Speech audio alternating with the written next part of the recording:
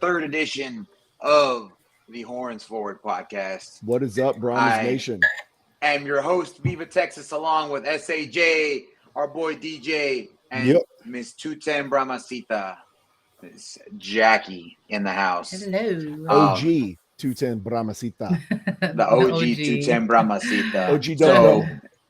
So we're going to do it a little bit different tonight, and I'm going to tell everybody what we're going to talk about ahead of time so that way we know what we're going to be talking about. So first thing we're going to talk about is going to be yesterday's recap and the heartbreaker that we saw in the Alamo Dome.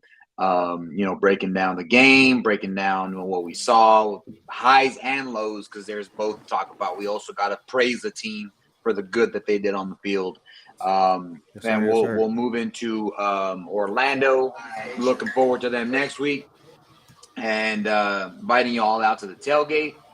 And then we will talk about the giveaway. That's going to be Miss Jackie. She's going to have all the details on that.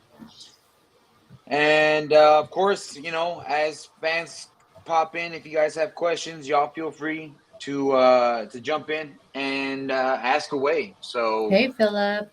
What's up, Philip? How you doing? All right, so let's start with yesterday. Yeah, thank you, Philip. Horns forward. So, first thing I want to just say is, let's start with some of the highs from yesterday. I think we all want to hear some of the good things before we dissect some of the areas that need improvement. So let's talk about some of the good stuff that happened yesterday. Obviously, defense showed up, played their butts off, and was a completely different defense than we saw the week before versus Vegas. Would y'all agree? Yeah, 100%. Yeah, that was the defense that we are known for, that we are used to seeing. And they came out hungry. They really did. Another high, like Philip said, Parker freaking Romo. That's right. I am going to miss him because we all know he is going to be in the NFL next season. I've told him and his family as such, and he's humble, and he says, we'll see. And I'm like, no, we'll see you in the NFL, brother. Like, go on.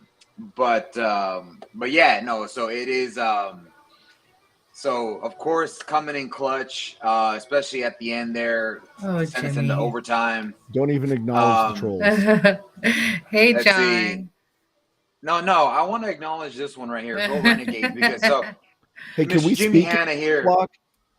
Mr. Jimmy over here was saying go Orlando not too long ago, already given up on his Renegades. So this post here, he's already lying. So truth. But yeah, so Parker Romo, of course, coming in clutch like he usually does. And the defense also coming in clutch. And then for me personally, my moment of the game was when we caught that interception in the fourth quarter to set up that Cam Kelly, Cam Kelly catching the golden sombrero. I put it out there to the team during the meet and greets. I told them, I said, hey, y'all tell your team, first one to do. I said touchdown. Turned out first one to do anything good. Y'all come find me. You know where I sit. And y'all come get my sombrero. And I'm glad that they followed through. And after the game, my wife went to go get a couple autographs, and the players said that they really needed that spark. And just having that interaction with the fans just lit up the sideline and just gave them gave them new life. Whereas I think, Jason, you can speak to this. The Houston sideline was completely deflated after that. Let's talk about the Houston sideline. So, goodness. Yes. Some of the good that did come out of the game was the fan interaction, right? You guys know me. You know I go hard in the paint. I'm going to harass every opponent that comes in.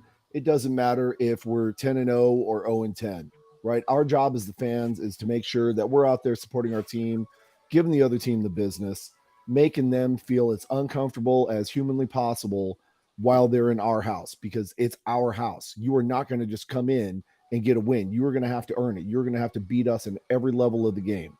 And we made sure that we did our part to the point where we had a lot of Houston players not real happy with us, to the point where they kind of complained to security about us. But at the end of the day, we did definitely tell them, hey man, hats off to you guys. You played your hearts out. You beat us, but it was a great game. We fought you until the bitter end. And we wound up making a bunch of new friends in the stands that were Renegades fans.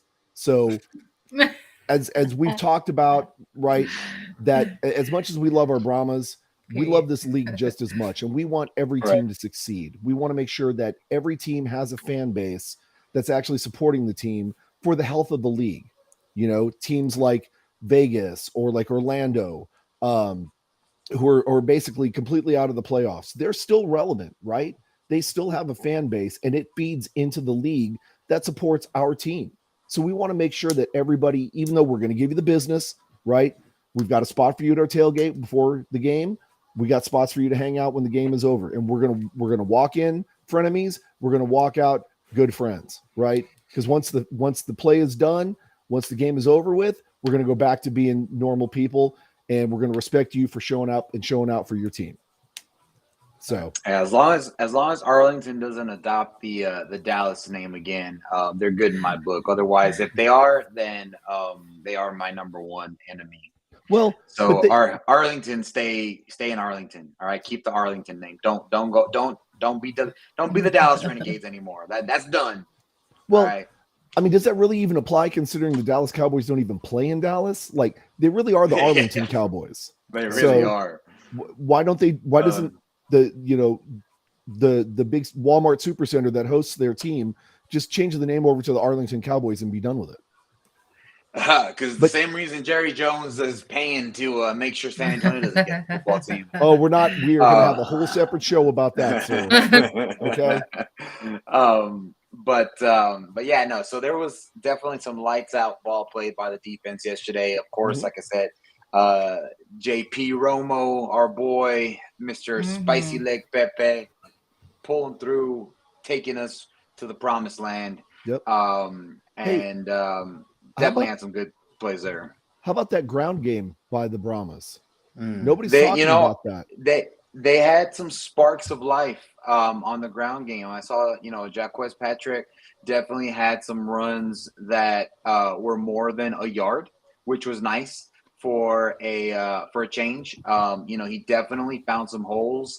The offensive line looked like, the offense as a whole looked like they started to get into a rhythm. It just wasn't consistent. Right. Go ahead, Jay. I was just going to say, Mr. Patrick went off yesterday, 16 carries, 96 yards. He averaged 6.0 yards per carry and got himself a touchdown. I said he ran hard. He was full short, but I said he was going to get 100. I was talking to the fans around me. I was like, he'll get 100. Yep. And that in and of itself is a miracle with the offensive line problems that we've been having this season. Yeah, for one of our backs to go off for anything over 50 yards is worth celebrating. Yeah. Our man almost got 100. So yeah, absolutely. I mean, and very close. Was it him that got the touchdown stolen by Blandino too? Did you say? That was him. Yeah. Okay. That is a good one. I'm going to use that. Blindino. Blindino. Now I'm going to be honest with you guys because I thought the same thing. I went back and watched it. He's about 1.5 feet, 2 feet short because his left foot went out of bounds before the ball broke the plane. Yeah. So it was a good call, unfortunately. Yeah. Why do you have to? Yeah. It hurt because I got to call it. I got to call it right, man. We should have got in though. Still, man, we should have got in. That was shades of week 3. That goal to the right. The goal line stand that Houston had against us in week 3. The red zone offense. All right, so I guess that's a good segue into. Let's talk about some of the areas. One more high. The fans, man. Even though we had like 12,000 there, man, it was loud. I lost my voice. You're welcome. Yeah, Renegades, Roughnecks fans beside me going crazy. I'm blocking them from the camera. I'm on ESPN on a chair. Like I'm on. Man, look, the fans is crazy, man. I love it. Yep. Yeah. One more thing to celebrate, right? Let's celebrate our receiving core. Akers 5 receptions for 62 yards, right? And Cone, arguably, pound for pound, had the exact same game as Silvers. It was just the interceptions that hurt him. So with a bad offensive line, he still did pretty good. So, let's give Cone his credit. He did his part. I will say though, like he was in a much better attitude than I've seen him before. Also, smiling. That's not a Cone I'm used to seeing, and hopefully that was just to some of the fans pumping him up during meet and greets. Put that comment up, Jorge, if you would, from Mr. Rankin. Which one? From Mr. Rankin, top comment. This one right here. Well, that was one of them. I don't see that his one. Most recent. His further most up, recent. The Patrick Gamer. Oh, the most recent one. Oh yeah. Yeah. Oh wow, I did. That's crazy. Oh, I yeah. did not know that. Yeah. That is the kind of engagement that we're looking for with the team. So that's another thing to celebrate, that they know we're there. Brian. They know Orlando. we're working our tails off trying to celebrate with them and hype them up and get them going. So they see And us, they recognize us.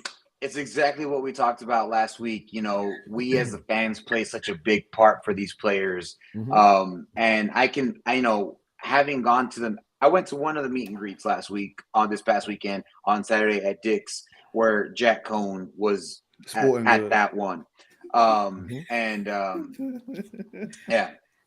Dick's Sporting Goods. Not you with the sporting goods. Don't forget the rest of that name. Don't forget the Sporting Goods. But this is a family-friendly show, sir. Yeah. I didn't say anything. I just said Dick's Sporting Goods. That's the name of it. But when I saw him there, he greeted me with a smile, and he looked very comfortable, very happy to be there. Whereas I remember at the very first meet and greet, right before the season started, he looked a little uncomfortable. I think it was a new environment, new fan base, didn't know what to expect. I get it. But we're now he's known us for 8 weeks. And I loved seeing that smile. And I think that made a world of a difference, especially being able to see the fans before the game, tell them, hey, we believe in you. We got you. Cause I heard a lot of that at the meet and greet, and that stuff plays, it gets to a player's head. It definitely helps put them in the right mindset. Now, I know a lot of people want to jump on him as the quarterback for bad play, but I'm gonna argue that. I'm gonna say, Cone had one of the better games that I've seen him played all season. Yes, for a while he had a stretch there where I'm gonna call it and say he had the yips. He wasn't playing to his potential, and then he got hurt. I don't really know what he got hurt with. But I'm glad to see that he seems to have recovered from that injury. Especially yesterday, he took some shots, and he got up with a smile. You saw that on the broadcast. He got up with a smile, and he was like, "I'm here to play." And so I really felt the energy from Jack Cone for the first time. Now, Cone Zone. The Cone Zone, yeah. I was in the Cone Zone yesterday. What does that mean? That means that you are one with the Cone. Like you and Jack Cone, like you just have that synergy, that connection. And I had that. It's a vibe. Oh, that's a vibe. That's something new that we're doing. We something new. Yeah, Cone we're getting in the Cone Zone. All right. And so now just roll with it, the Daryl. thing is that just roll with it. I gotta push back. I'm rolling with it. Push back. I'm rolling with it. Questions. I'm rolling with it. I'm zipping. I'm zipping. One of the things that I've seen that's a common thread is everyone wants to jump on Jack Cone for saying he's a terrible quarterback. He's just not the right thing. And after seeing him play yesterday, I have to disagree. There's a lot of good things that I saw, a lot of the way he ran the ball. He ran with confidence. Whereas we've seen before him running without that confidence. This time he ran with a purpose when he had to run for the ball. If you go back and watch it now, I did go back and watch the game. And in this situation, the fault of the offense and the lack of forward progress, I am going to place that on the line. And I'm going to, and I hate to do this, but I'm going to specifically call out our tackles because we chatted about this earlier, and I wanted to make sure that people understand. So let's see. Well, before we get into that, let's have this question here. No, because you go finish your thought. We could come back to that. Finish your thought. Finish your thought first, then we'll go to questions. With the O-line, so, and then we'll go back. All right. So as far as an offensive lineman, when you're a tackle, and any offensive lineman, you're supposed to protect the first threat. Now, what Houston was doing and what was causing the sacks that were happening all the time is that they were sneaking up the safeties from the outside, hiding them behind the defensive ends. And when they were doing that, the linebackers were taking 2 steps back.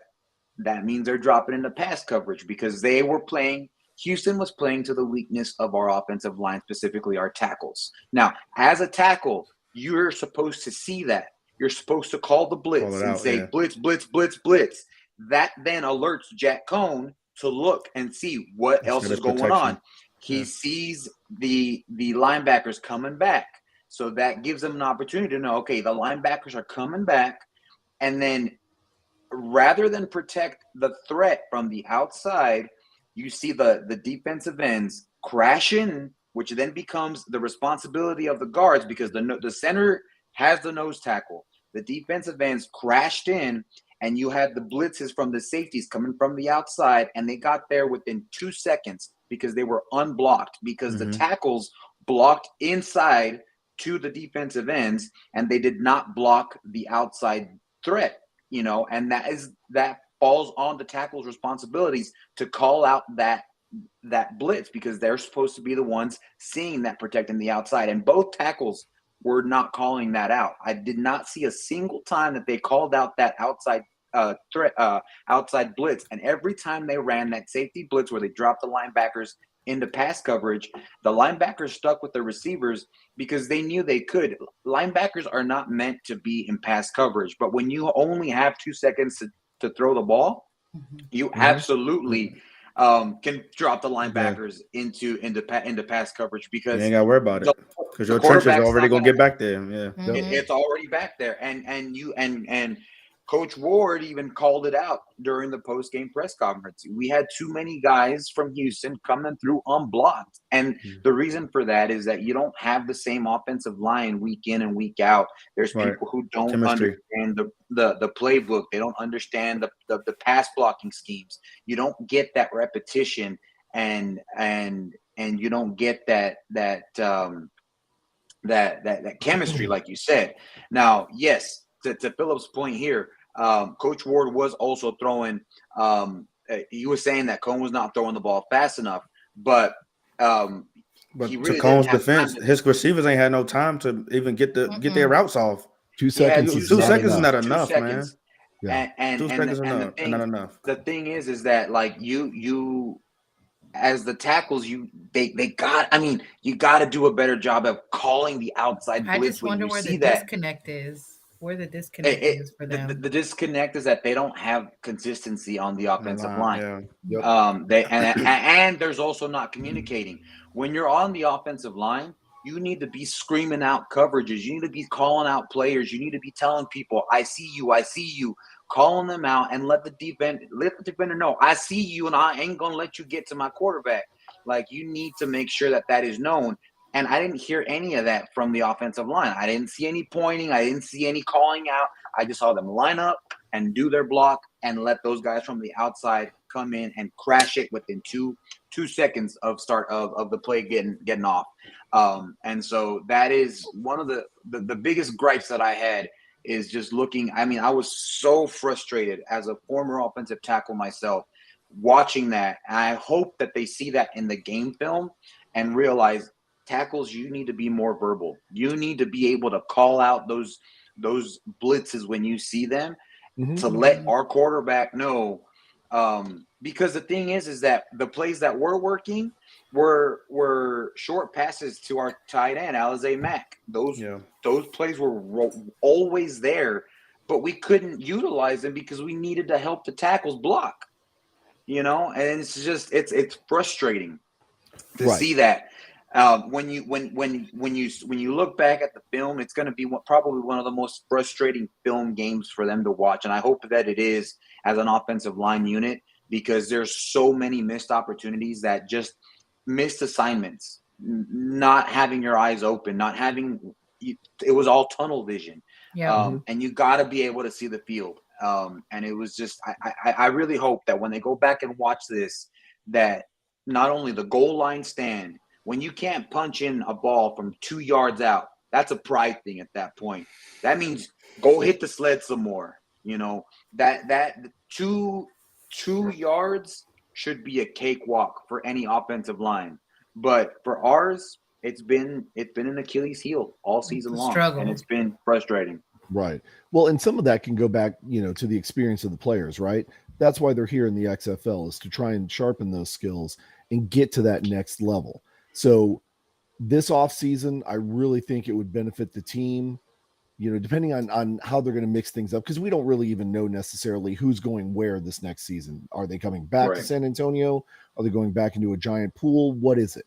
But whatever it is, for those players, I think it would be very beneficial for them to take some time and actually meet with, some offensive line coaches and really do some work on their own to try and sharpen their skills and get better. So if they do come back, they're ready. If they go to another team, hopefully they get a chance and go to another team. But they have that field presence a little bit better to call out some of the things that, like you said, Jorge, that, the corner sneaking up and stuff, and just reading the different coverages and calling people out and doing the things that they need to do. Right. Yeah. And if they want someone who's in Texas, I can tell them, call up Juan Castillo. He's a product of the Rio Grande Valley. He played at Texas A&I. He coached in the old USFL, or he played in the old USFL of the 80s. He's coached for the Eagles. He coached their offensive line. He's coached at the Ravens. He's coached all over the NFL. And he is someone that, I've met him, and I respect the hell out of Juan Castillo, because so there's a story about him that John Gruden, he said, he goes, so I get to the field house at maybe 3 o'clock in the morning, thinking I'm the first one there. And I see that there's a light on in the film room. And I walk in, and who do I see? Juan Castillo, already watching film. He beat me somehow. And I'm like, brother, did you go home? He's like, yeah, I went home. I slept. I got here 45 minutes ago. And he's like, there's not a harder working coach than Juan Castillo. So offensive linemen, y'all want to be put to work and learn some good blocking schemes. You hit up Juan Castillo, and he will make sure to whip you into shape. Texas boy right there. But another thing I want to call out, the red zone play calling. My goodness, how many times are you going to throw the fade before you realize it doesn't? Like the fade, like all attempts in the end zone were fade. It's like I felt like they were trying to force the ball to TJ Vasher when Houston knows they're trying to give it to Vasher, so they're going to double cover. I don't understand why we didn't run, bro. On the same token, we do need to call out Vasher for that drop pass, because there was that was crucial. That was crucial. Nope, not trying to pick on Vasher or anything. All right, that was crucial. Much love, thumbs up, but that was a crucial play. And I went back and I've watched that thing 3 times. There is no reason why he cannot catch the ball and bring it in. How does one get the ball from here and take it straight to his face and bounce it off his helmet? How? Okay. But I mean, even then, just throwing the fade over and over and over, that was frustrating. So the play calling, the red zone play calling needs some work, so that also falls on the coaches. From a coaching perspective, that's an area of improvement that I think needs to be worked on. Is let's get some better play. Let's get some red zone offense going. And I think that is something that will allow us to segue into our next segment here, is talking about how we're going to use Orlando as a punching bag this next week. If there is a team to do so, where we're going to try things that didn't work out, that we didn't try because Houston was, I don't know, too good. Orlando's the team to do it against. I'm sorry, Orlando. I don't know, man. Don't sleep on Orlando. They beat DC. Don't sleep on them. They've been wrecking lives now since they don't sleep on them. I'm not saying that Orlando is a team to be slept on, but the fact of the matter is they are the worst team in the league. They may have beat the top dog because they overlooked them. DC overlooked them, but I will say, I mean, I'm not afraid to say it. Orlando is the worst team in the league, in my opinion, from a coaching perspective to a player perspective. I don't see them. They're not a good football team. Yes, they've been able to kind of piece it together a little bit here towards the end, but they're not a good football team on either side of the ball. They're not. But that was a different Orlando team, man. No, I'm looking at the comments that we got the W against Orlando, but yeah, that was a different Orlando team. Yeah, that quarterback that we played against is on our team now. So just remember that. Paxton Lynch is on our team. Quentin Dormady been playing really good. So yeah, Arlington handed Orlando the game and they couldn't capitalize. And that just shows you that like Orlando still is struggling. And that's against Arlington. I mean, Arlington is a terrible team too. We've seen it. They got Luis Perez though. So they looking all right though. Like Arlington is not very good. But I mean Dormandy, yeah, he's looking like a good potential prospect for Orlando next year. But this year, I'm sorry, Orlando, like you're just not a good football team, and that's on either side of the ball. San Antonio, we can claim like we have a heck of a defense, we have a heck of a special teams. We just don't have an offense. But Orlando, they just don't have anything. They don't have it.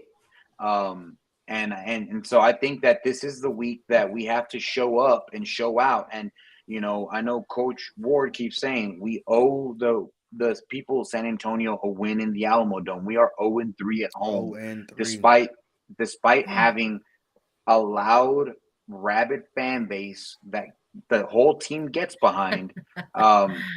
They're 0-3, and they don't like that. You know, he doesn't like that. It's an embarrassment. I don't like that. Honestly, it's an embarrassment to not be able to win at home. It's embarrassing. And so I think that Orlando is the team where we're gonna finally get our win at home. And you know, I think we're gonna have a much rowdier crowd because it's gonna be Saturday. It's a Saturday night game. So if you're going to do any drinking, do it at the tailgate and come out and get your bar rowdiness that you would normally have on a Saturday night. Let it out at the Alamo Dome. Come join us at the Brahmas game and let's show the people of the XFL that we can pack the dome like we did the first game. One point of order: just make sure you don't use profanity. Don't ask me how I know that. Yeah, XFL does frown on profanity. Don't be a Jason. Hey.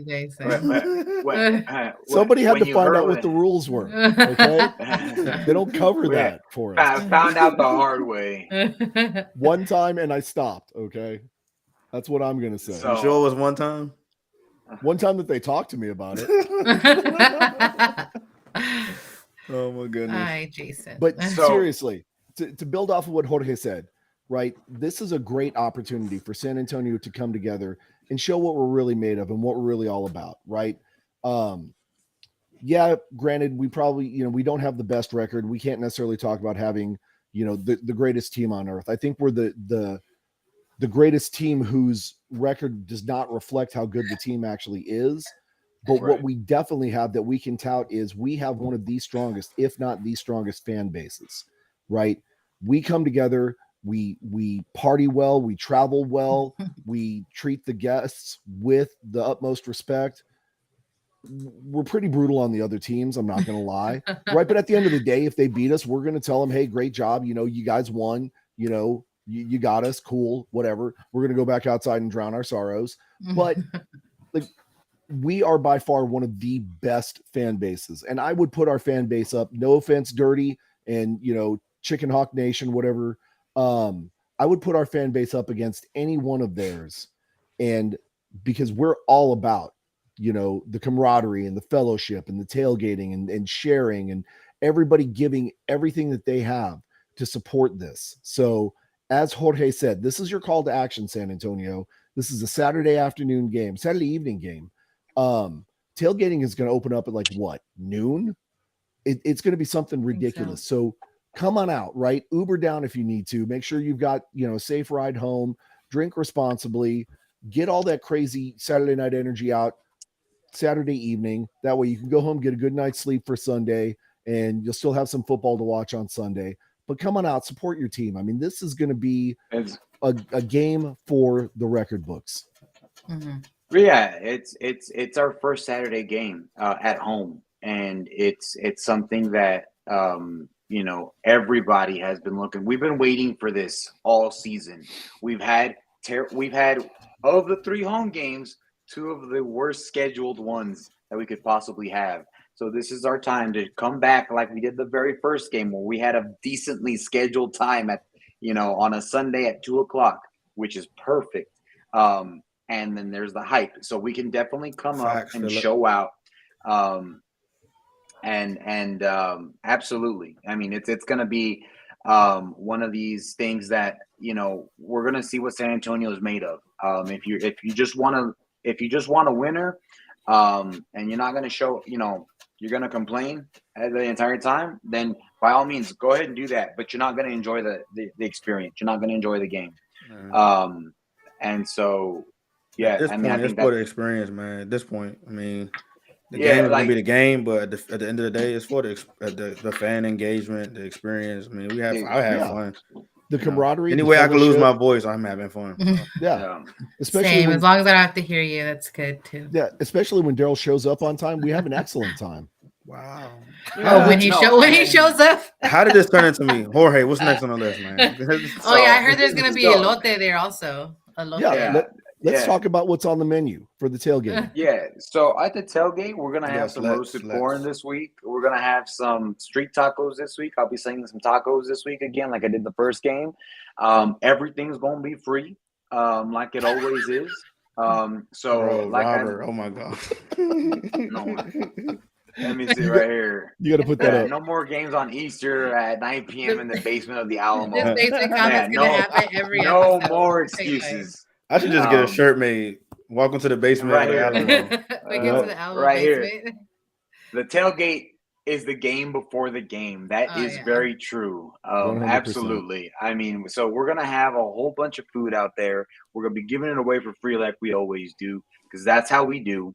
And that's one of the things that, I think a couple of Houston fans may have misunderstood our hospitality somehow. I was seeing somewhere someone complaining, saying that they were disgusted by Brahmas fans. And I want to call this person out. I don't remember the name. I'm not going to say the name. But there was a comment that I did see out there in social media world that was saying that the Brahma fans were absolutely disgusting and repulsive and just one of the worst fan bases.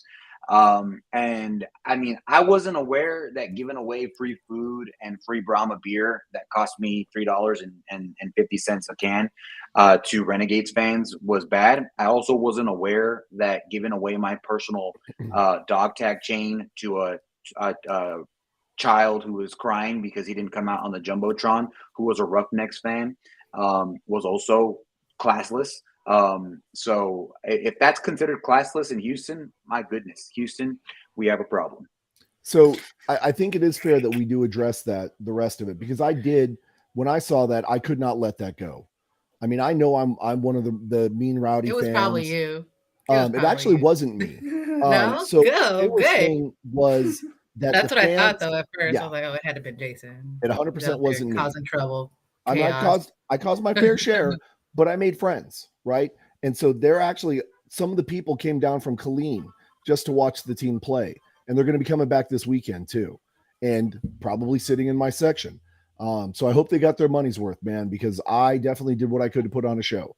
But I looked into it, and it looks like what they were saying was that it was the fans in the section where the visiting team comes in, that right above that tunnel where they come in from, that were close to DJ, probably. Yeah, apparently it was on the corner. That's the Easter side. They was yelling Easter Bunny or some stuff online. Right. But when I tried to engage them as to exactly what happened, they never responded. So they never gave specific examples. So the closest I can think of is that they were not expecting us to boo the team and razz the team and do what you normally would do at a football game. Yeah. Right. So these may not have been actual football fans. These may have been people that showed up, because I can't believe we're the only ones that would boo the opponents, right? I mean, no, that happens in every sporting event, though. Not even just football. You traveled with the Brahmas. Like every game that the Brahmas have been to, minus Vegas, that I've been to, when the opposing team come out, the fans are booing. We got booed. What team was it that played like some country hick music when the Brahmas came out? That was Seattle. Seattle, yeah. Seattle played like some like Alabama music, like it's like wrong state, y'all. Like that's Birmingham over there. We don't do banjos and ding ding a ling ding ding ding a ling. Like that's not us. Like wrong. There's a reason you have a mariachi dress in the stands, not a guy in overalls. That might be a little bit further north. Gotta chill, man. 35. They might do that there. But the point is that trolls gonna be trolls, right, Robert? That's a fact. Right. Somebody called us out thinking that they, not Little League ball. Like they were basically just going to take a pop shot and run.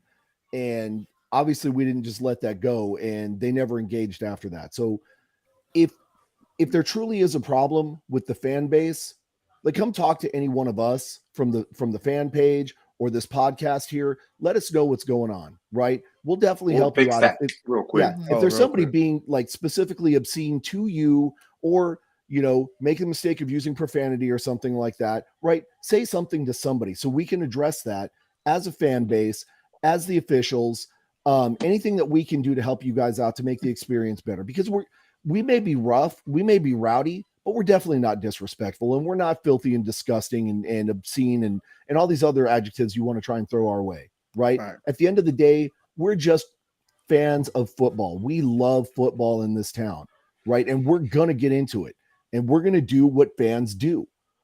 But there is a line, and we know not to cross that. So if somebody does, again, let one of us four here know. Let somebody know on the fan page, right? There's always a game thread. You can jump in there and say something, and one of us will find out, and we'll go handle it, right? Or we'll go let security know to handle it. But we're not just going to let that go in our house, right? We've got rules in our house. So anybody else, be friendly banter. 100%. So anybody that's out there that's listening, if there's a problem, see something, say something, right? Get involved, let us know so we can make sure that your experience is as great as possible, because we're there. We love the game. We love this team. We're putting our hearts out on the line every single down, every single snap, right? And we want you guys to enjoy it just as much as we are. So off my soapbox. All right. Now I'm going to put up Philip's comment here. There ain't nothing wrong with farmers listening to country music, and that is absolutely true. However, banjos and all that, like ding ding a ling ding ding, like Kentucky bluegrass. We're not in Kentucky. And that's not country music either. That they had Seattle obviously doesn't know. They don't know San Antonio. They didn't know the music to play. They need to come down, and we need to show them what's up. So next year, if assuming they still have Gucci Danucci, he's gonna be upset because we're gonna razz him. So I think now that's next year. But coming back to Orlando, Jason, I have so this past week, my goal for you was to get Wade Phillips to do one of these looks and like wave you off, which it sounds like you were able to get him to do within the first 5 minutes, sir. Would you like to know how? Yes. Okay, so check this out. Me and all my friends were already up on the rail. We may or may not have been drinking heavily at this point. I'm not going to admit to anything. You was already tipsy going into the stadium. So it was that last shot that we all took. Yeah. Oh, 7K. Bad day. Wade Phillips came out. We got his attention. We said, "Hey, Coach Phillips," and he looked over and did his typical smile and whatever. And I said, "How's that 3-game slide going for you?" And he immediately went, "Ah," and then picked up his headset and walked away. That's exactly what. That's why we lost. That's why we lost. Now, this is my mission for you this week. I think that you can make it happen. I want you to make Terrell Buckley cry. Oh, that should be easy. I think he come in the game angry. I want. Yes, cry. Like I had a defensive lineman trying to come after me. I mean, does that count for something? He cried before though. He cried on the Player 54 episode. He cried. Yeah, he did. So I want you to make it could be crying tears of anger. It could be crying tears of sadness. But I just want you to make him cry. Okay. Make him cry. Make Terrell Buckley cry. Next game challenge. First thing I'm going to say is, hey, Coach, you're not going to cry this game, are you? I got tissues for you, baby. It's all good. You should literally bring tissues. He gonna pull your ass over the rail, man. They probably whoop my ass too. Oh my sorry, kids. He's my favorite to watch though, because when he gets riled up, oh my gosh, and they have him mic'd up, forget it. Mm-hmm. I'm laughing the entire time. Well, but yeah, that's your mission. Make Terrell Buckley cry. Okay. I tried to get Rod Woodson to break his headset, and I think if I remember clearly, he did throw it one time. I was hoping to catch a piece of plastic, but that was a little far away from him. Because you were I was behind home plate. You were way behind home plate. Behind home plate on the football field. Only in Las Vegas. Does that make sense? Yeah. So I think next week is going to be the week that we show not the league that San Antonio is still here. And I want everybody out there to remember, we are not out. We are not out of the playoffs. We are not. We are still in the hunt, very much so. Yes, we need some help in order to get to the playoffs. So in order to get to the playoffs, we need Arlington to lose out, which is very, very real possibility because Arlington is garbage. And then we need to win out. We need to win. And the thing is that we have Orlando, which is a very, very, very possible real win there. We manhandled them the last time, and I understand it's a different team now, but they also aren't. We are not playing in their little swamp. We're playing here in our house. And then we have DC, the team known to overlook teams, as we saw with Orlando. And they also do not know what the wrath of a Fiesta hyped crowd will be. Lord. The crowd, I think, against DC will be a little extra rowdy simply for the fact that is during Fiesta and the city's in party mode. And so I think that is something that we also need to take into consideration. But it starts with Orlando. We got to set the tone with Orlando. We get the W. Arlington loses. And we're still in this. I mean, until we get that ugly graphic that says eliminated in big letters like Las Vegas got, we're still in this. And although, yes, Coach Ward said it himself, looking at playoffs, it looks like a long shot, but crazier things have happened. And anything really is possible. And I will go back to week 1. You saw what happened with us versus St. Louis. We thought we had the game in the bag. Turns out we didn't.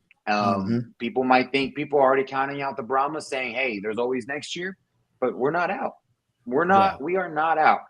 And I'm going to hold on to that hope until we get that graphic that says eliminated. Yep. Ward himself has been, the recipient of miracles during his playing days, right? So it's not like he's not used to it. Philip, you're right. As Al Michaels once said, do you believe in miracles? 100%. Until that final whistle blows and that graphic is displayed. And even then, I may still hold on to a little bit of hope. Because if nothing else, at least we can play spoiler and we can cause some problems for people. You know, I would love to have an influence on how things go down in the North if we have to, but we're not out. Like, we're not done yet. The fight is not over. Done. So we are going to stick by our team through thick and thin. That's the one thing that this fan base, this group here specifically, and all the people that we run with, this is the one thing that we are good at, is sticking with our team through thick and thin. Robert is right. Playoffs or not. Can you throw that up there, Jorge? Yeah. And it's trademarked, so you cannot copy this, right? Playoffs or not, we need to go 2-0. We need some home victories to puro pinche party. And that's right. Trademark. It's trademark. Did this man put the TM in? Oh. He sure did. It's trademark. Trademark now. And the thing, I love these Brahma fans, man. They find a way, man. We find loopholes. I'm telling you, you're gonna learn. DJ is you're gonna next season. You're gonna be saying, "Hey, it's time for the puro pinche party," and you're gonna show up. I don't even know what that means. It sounds like something crazy. It just means really good party time. Okay. Exactly. He looked it up. He just looked it up. No, he's been here long enough to know. Mm-hmm. That's the nice way of putting it. Don't let the lack of tan fool you, man. Yeah. I'm excited for this Saturday. It's another home game. It's our first Saturday game, and I think that we're gonna be ready to make some noise. We're gonna have more fans out there than we did on Easter Sunday and at 8 p.m. on a Sunday after spring break. So I do expect there to be a bigger crowd. I personally have friends from out of town that are coming to this game. It's their very first. It's the very first Brahmas game, and they're coming from Austin. And I want to make sure that the hype that I've been building up and that they've been seeing on social media from me, that they experience it firsthand. And I also.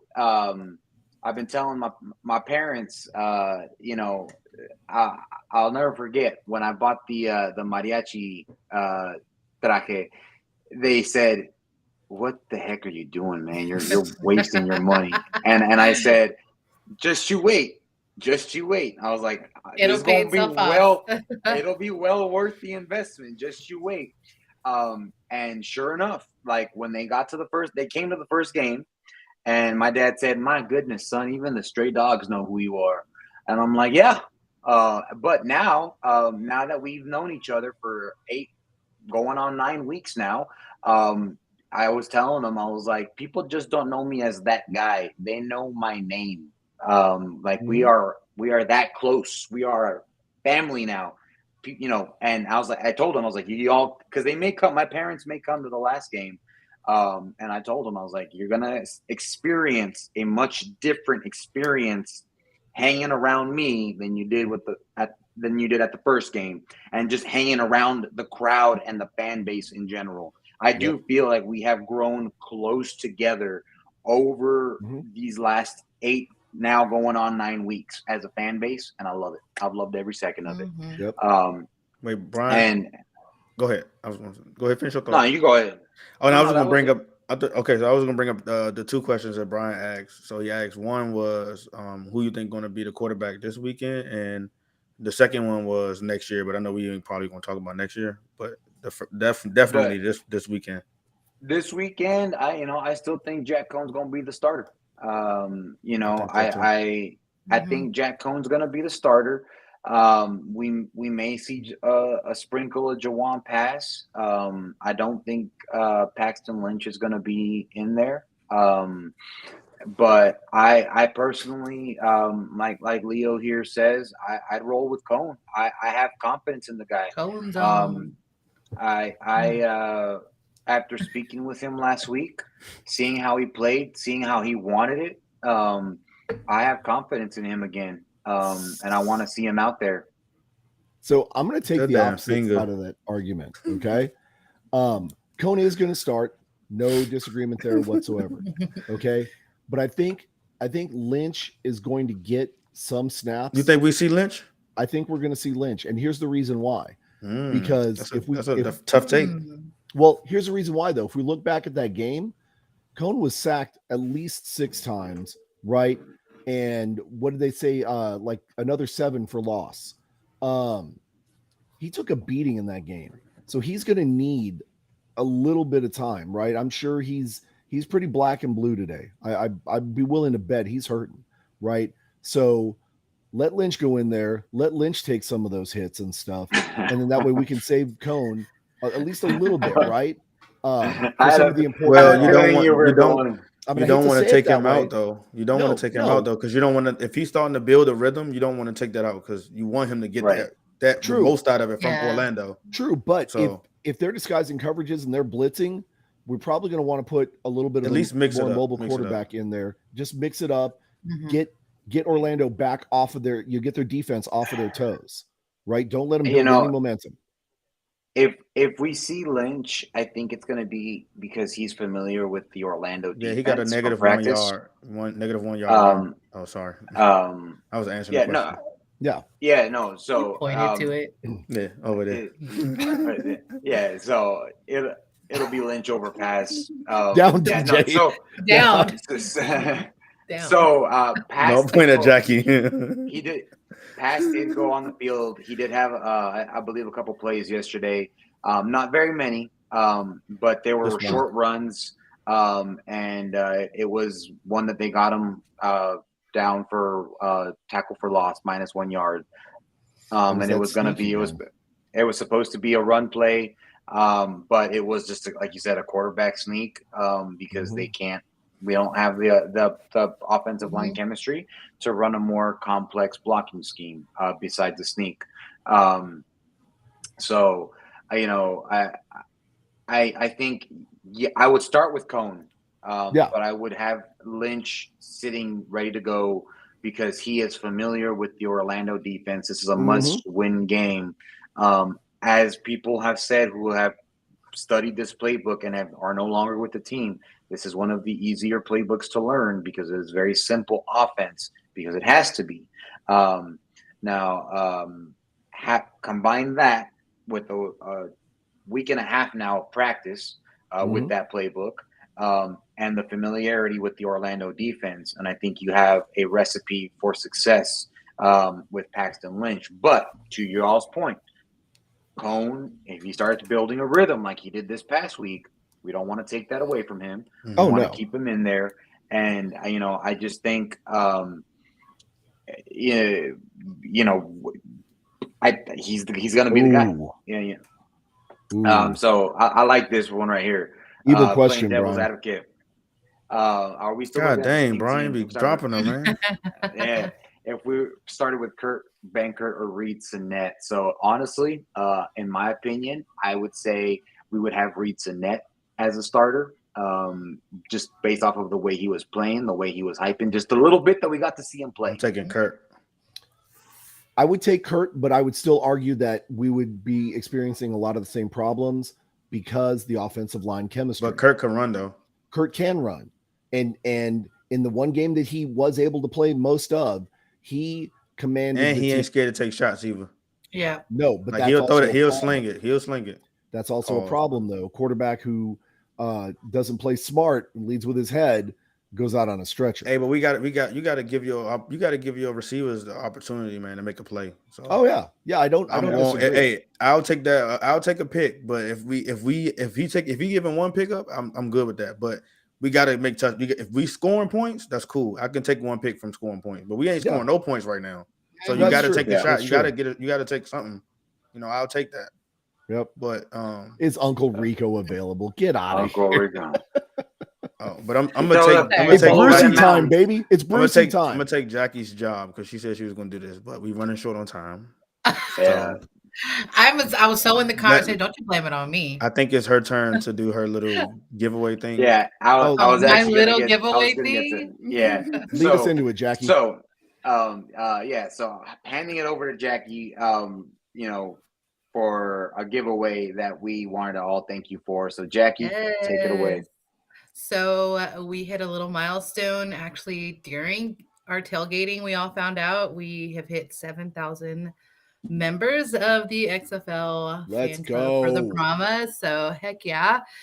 We all decided that it would be great to just appreciate everyone just commenting, putting in your photos, and just being engaging and a part of the community. So I was a part of the meet and greet. I was probably the one fan that hit up 3 out of the 5 spots. And this is what our giveaway will be. I got it signed by, let's see, 1, 2, 3, 4, 5, 6, 7 players. Do you know their name? Yes, I'm gonna butcher most of them, but Cone is on here. Luke, Chidi, Lante, Cam, Nick, and Kevin. Okay. Don't get me on the last names because then I'll be like, period. forget it. Period. Period. Don't try to test me, sir. Period. So yes, I went and got all of these signed. Details are going to come tomorrow on the page on how you could be a part of the giveaway. And then we will announce it on the next podcast. So just look out for the post tomorrow, but we appreciate all, 7,000 strong in a very short amount of time. And we just wanted to give the appreciation back for you guys. 3 months, folks. And 3 That's months. all you guys. So that's all you. this is another thing too. We got 7,000, but y'all got to think. Other than the 2020 teams, the OG teams that already had their fan base and already had their members and stuff, we passed Vegas because they are a new team. We passed Orlando Group. We passed, I think, Arlington. I think they got, we around with Arlington is 7,000. I already know Battlehawks is like 15,000 or something, 20,000. But theirs has been for a long time. There has been for a long. So out of the new XFL teams, we have the most members in our group. So that says a lot, man. Yeah. Yep. So And we that's love all the From photos. the Yeah. shout out party to in the y'all. park. Yeah, Yep. Kevin Marks and Nick Hawley. Who got that? Who got the signature on that? I did. Oh, Yep, I got them that at one right Perry's. That was my Period. third stop. Period. I drove to HEB. So can I put my name in there or no? No. Admins are not. Sorry, admins. Dang, Sorry. crazy. Maybe if you show up to meet and greets. Dang, that's crazy. Yeah, maybe I will show. I mean, like my sign is getting full. This is most of it from Saturday.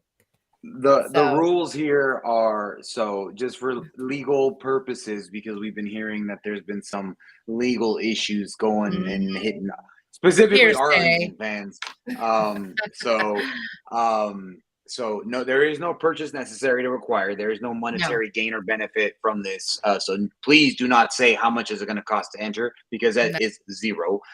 We are not gaining any money from this. This is just a gift from the admins of the Facebook group to the fans who participate, who are engaged. None of us can win the hat. I personally don't need one. If you see there. mine's a little bare, but my head is kind of empty, so I can use one. Take a Sharpie and just have them sign your forehead. How much money is it to buy one? To buy what? A new head? That would cost a lot. That signed item right there. That's not for sale. That's mine. I even have the second sign that I started because I didn't know that we were going to have autographs. How much is that? How much does that cost? It costs absolutely nothing. Can I say this on the podcast because XFL people are probably listening? I just want to know how much it costs. It costs absolutely nothing. It's priceless. No monetary gain whatsoever. See, Jason been following the instructions. See, he knows. See. That's what we're supposed to say. I was trying to catch y'all, but Jackie's the one time in my life I follow instructions. Jackie was probably about to say, "Catch me offline. I'll let you know how much it costs." I would never. I've got official gear. Come on, yeah. And it is an officially licensed XFL hat. It is not a bootleg hat that we got. It's not a receipt to back it off. It's still got the tag on it for proof. Yeah, it is an official dad hat. Purchased at Dick's Sporting Goods, not Marbach Road. $3.99. Marbach Road. Not ghetto gear. It's the official gear. So we want to do things right, make sure that we are supporting the league as best as we can.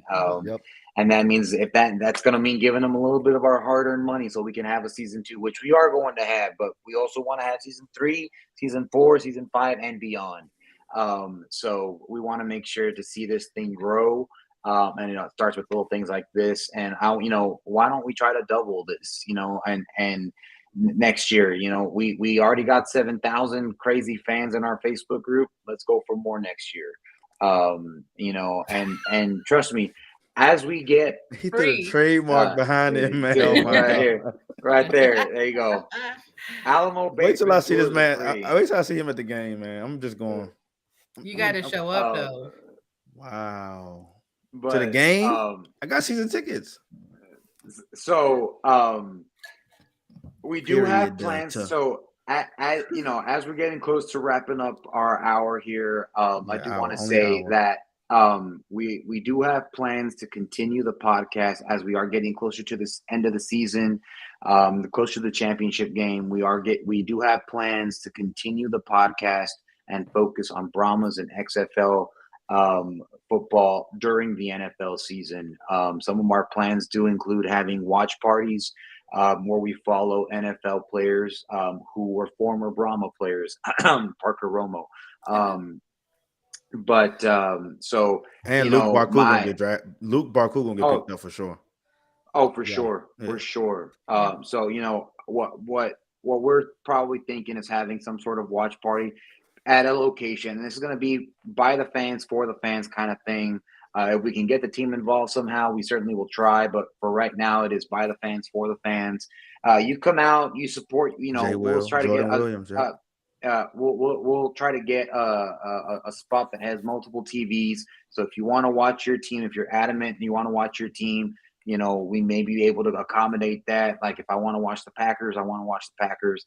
But you know, if our boy Parker Romo is kicking field goals for the Cleveland Browns, it might be the first time I will ever see a Cleveland Browns jersey on this body. Because I did tell him I will buy a jersey wherever he goes, except if it's the Vikings. I cannot do the Vikings, yeah, so that's kind of the plans that we have that we're still kind of ironing out, thinking about, but just know that, you know, we will continue focusing on the Brahmas. We will continue keeping the Brahma spirit alive, even during the off season of the XFL, during NFL season. You know, we just remember that we're still going to be building up anticipation. I know we have a couple of Vikings fans in here that got offended by my comment, but I stand by what I say as an owner of the Green Bay Packers. Have fun with your empty trophy case. Well, and aren't we de facto owners of the Chicago Bears as well? That too, yeah. They do belong to the Green Bay Packers. So I'm just. But saying. enough NFL talk. You know, we're here for the Brahmas, and so we will certainly be cheering the Brahmas. I know absolutely there's going to be a lot of preseason games where we're going to be seeing some Brahma players. So we're talking, I mean, watch parties as early as August, because I have never wanted to see an NFL preseason game. But if one of my Brahmas is going to be playing there, I want to see an NFL preseason game. I will be excited for an NFL preseason game. And if it happens to be in Texas, I may just be at the NFL preseason game wearing Brahmas gear, being that guy. I won't wear my mariachi traje because that's reserved for the Brahmas games, but I will be there in Brahmas gear saying, that's my boy right there. That is my boy right there. So definitely, things we will be planning for the off season.